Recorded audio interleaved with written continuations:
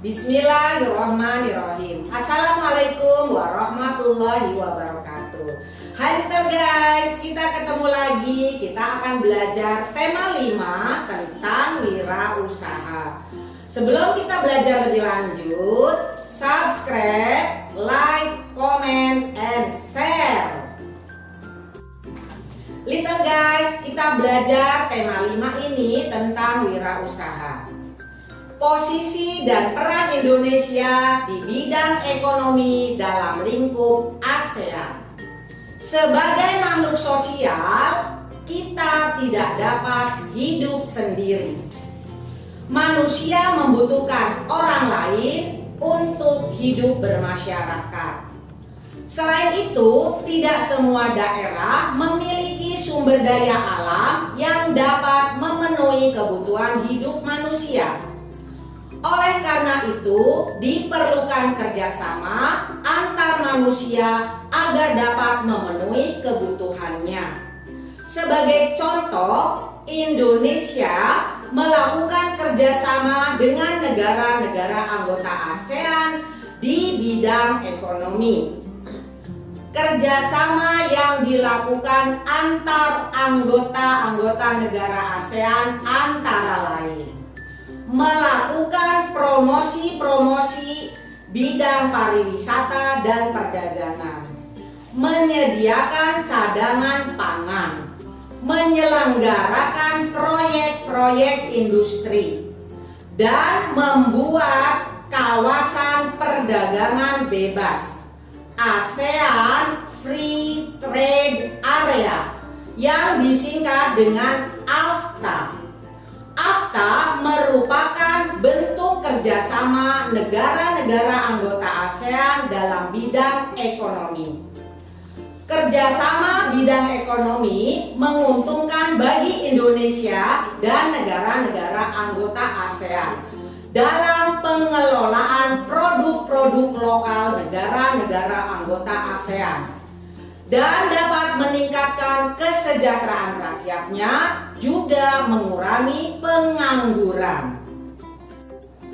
Sebagai salah satu negara pendiri ASEAN, Indonesia memiliki peran penting dalam kerjasama bidang ekonomi. Indonesia mengadakan pertukaran barang dengan negara-negara anggota ASEAN. Tujuan pertukaran barang tersebut adalah untuk meningkatkan hubungan kerjasama dan untuk memperoleh keuntungan.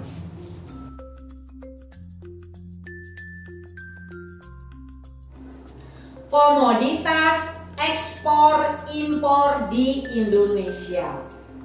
Pernahkah kalian tahu kegiatan ekonomi bidang wirausaha? Wirausaha adalah kegiatan ekonomi yang dilakukan oleh seseorang atau sekelompok orang secara mandiri.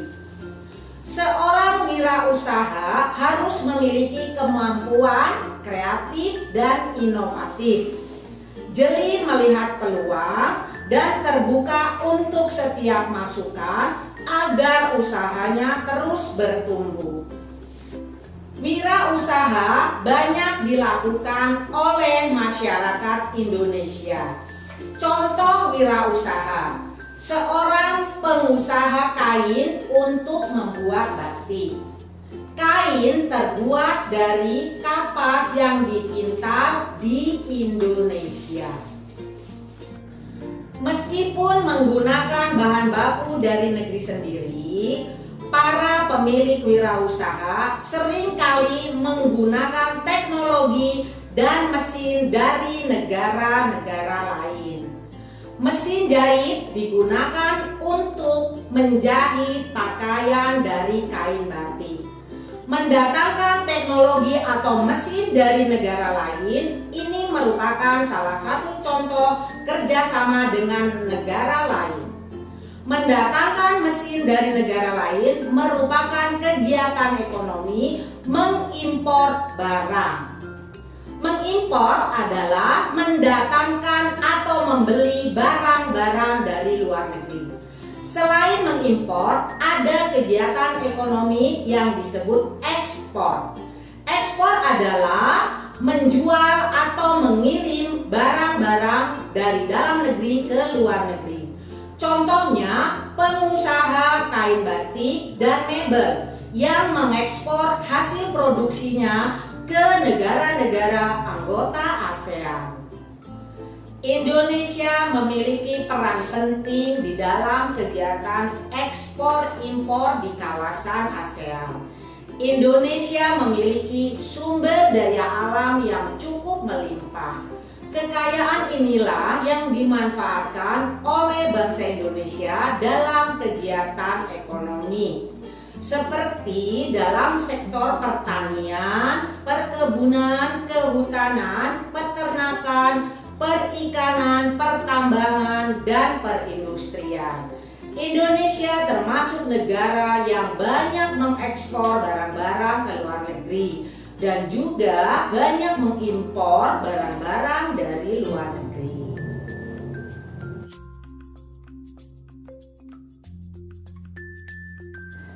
Posisi dan peran Indonesia di bidang ketenagakerjaan dalam lingkup ASEAN. Negara-negara ASEAN bersepakat membentuk masyarakat ekonomi ASEAN yang disingkat menjadi MEA atau MEA. Dengan terbentuknya MEA diharapkan dapat menjaga stabilitas perekonomian di wilayah ASEAN. Pembentukan MEA memungkinkan arus perdagangan barang dan jasa antar negara ASEAN semakin terbuka. Tidak hanya barang dan jasa, kesempatan kerja bagi tenaga kerja antar negara ASEAN pun semakin terbuka. Terbukanya perdagangan antar negara ASEAN mendorong setiap negara untuk meningkatkan kualitas produk, barang, dan jasanya. Selain itu, kualitas sumber daya manusianya pun harus ditingkatkan agar dapat berperan bersama dengan sumber daya manusia dari negara lain. Indonesia merupakan salah satu anggota ASEAN yang memiliki jumlah penduduk terbanyak. Hal ini menyebabkan Indonesia memiliki jumlah tenaga kerja yang melimpah. Agar tenaga kerja Indonesia mampu bersaing dengan tenaga kerja dari negara lain, pemerintah Indonesia melakukan beberapa upaya sebagai berikut.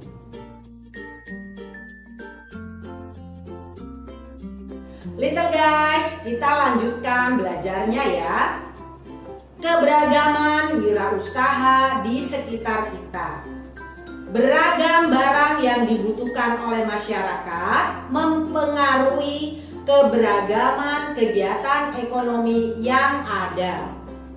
Sebuah kegiatan ekonomi tidak dapat memenuhi kebutuhan masyarakat, sehingga orang lain mendirikan usaha yang berbeda agar kebutuhan masyarakat tetap dapat terpenuhi.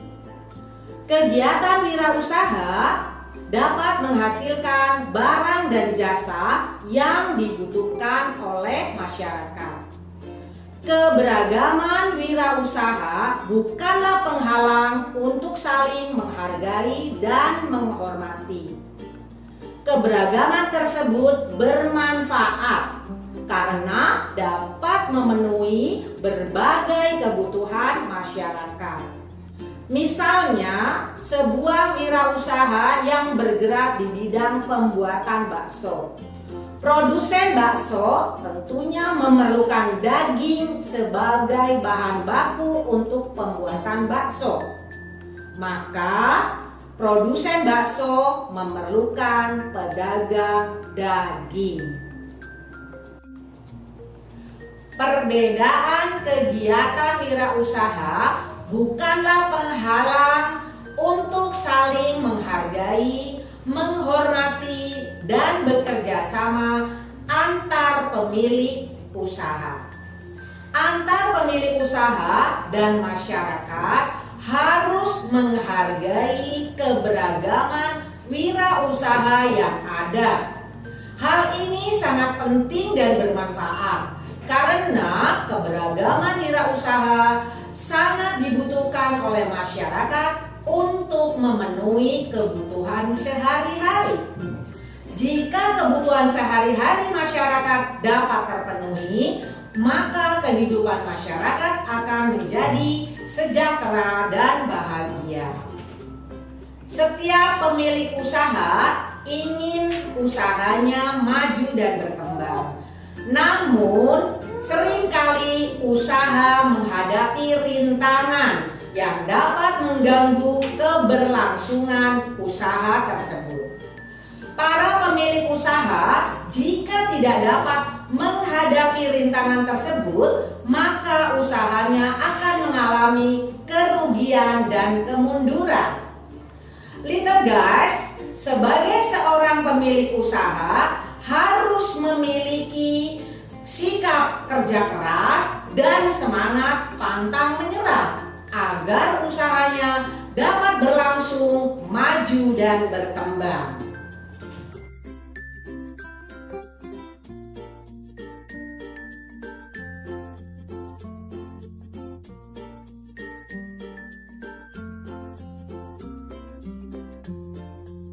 Pentingnya kerjasama dalam memajukan sebuah wirausaha. Wirausaha ada yang dijalankan oleh perseorangan, seperti pedagang asongan. Pedagang asongan adalah seorang pedagang yang membawa langsung dagangannya untuk dijajakan kepada pembelinya. Biasanya dilakukan di pinggir-pinggir jalan, di terminal, ataupun di jalan raya saat terjadi kemacetan. Wirausaha dapat dikerjakan secara bersama-sama. Biasanya dikerjakan oleh 2 orang ataupun lebih. Dalam memajukan usahanya, mereka dapat bekerja sama dan berbagi tugas. Pekerjaan yang dikerjakan secara bersama-sama akan menjadi ringan. Apabila terjadi masalah saat menjalankan usaha bersama, mereka dapat memecahkannya bersama untuk mencari solusinya. Dalam bekerja sama diperlukan sikap saling menghargai, saling menghormati, dan saling percaya satu sama lain.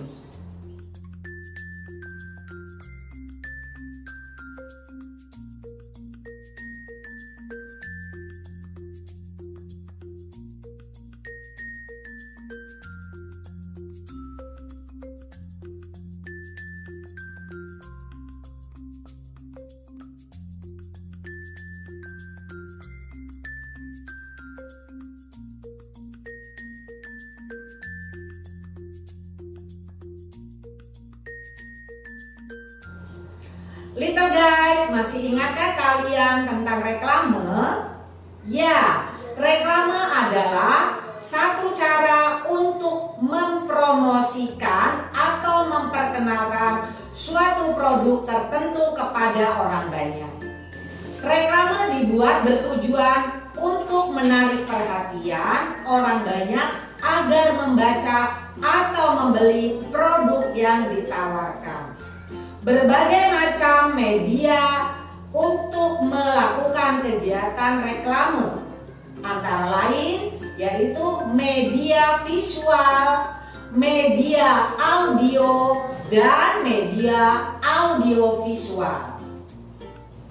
Macam-macam reklame visual. Yang pertama, iklan pada media cetak, yaitu pemberitahuan kepada orang banyak tentang barang atau jasa yang akan dijual. Contohnya seperti iklan pada surat kabar yang berbentuk tulisan atau gambar yang menyolok. Namun saat ini surat kabar cetak sudah jarang kita temukan karena sudah digantikan dengan surat kabar elektronik. Yang kedua yaitu spanduk, yaitu promosi yang menggunakan media kain. Di dalam spanduk biasanya terdapat ajakan, slogan, ataupun berita yang perlu diketahui oleh masyarakat banyak atau masyarakat umum. Spanduk biasanya dipasang di jalan raya ataupun digunakan pada saat-saat acara tertentu. Yang ketiga adalah poster. Poster adalah sarana promosi yang berbentuk selembaran kertas yang berisi tulisan dan gambar, biasanya ditempel di tempat-tempat umum.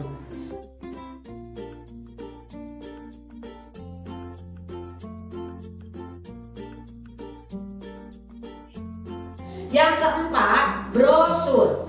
Brosur adalah selembaran kertas yang lebih kecil dari poster dan biasanya dibagikan di tempat umum kepada halayak ramai. Di dalam brosur terdapat informasi-informasi yang ditujukan kepada masyarakat. Yang kelima adalah embalase. Embalase adalah informasi yang terdapat pada kemasan langsung sebuah produk. Di dalam kemasan tersebut terdapat detail tentang produk tersebut. Informasi-informasi itu penting untuk menarik perhatian dan menerangkan tentang produk tersebut. Yang keenam adalah baliho. Baliho adalah reklame yang ukurannya lebih besar dari spanduk, ditempatkan di tempat-tempat umum dengan menggunakan tiang penyangga. Yang ketujuh, banner. Banner sering kita jumpai di depan pertokoan. Banner merupakan media promosi yang dicetak dan diletakkan menggunakan besi sebagai penyangganya. Yang kedelapan adalah leaflet. Leaflet adalah alat promosi yang berbentuk lembaran yang dilipat menjadi 3 atau 4 bagian. Di dalam leaflet terdapat informasi-informasi yang ditujukan kepada masyarakat luas. Yang kesembilan adalah booklet. Booklet adalah media promosi yang berbentuk seperti buku kecil yang terdiri dari lembaran-lembaran kertas. Di dalamnya terdapat informasi-informasi tentang produk yang ditawarkan oleh pemilik usaha. Alhamdulillah kita sudah selesai belajar tema 5 dan kita akan bertemu lagi di tema berikutnya. Sampai jumpa. Wassalamualaikum warahmatullahi wabarakatuh. Ciao.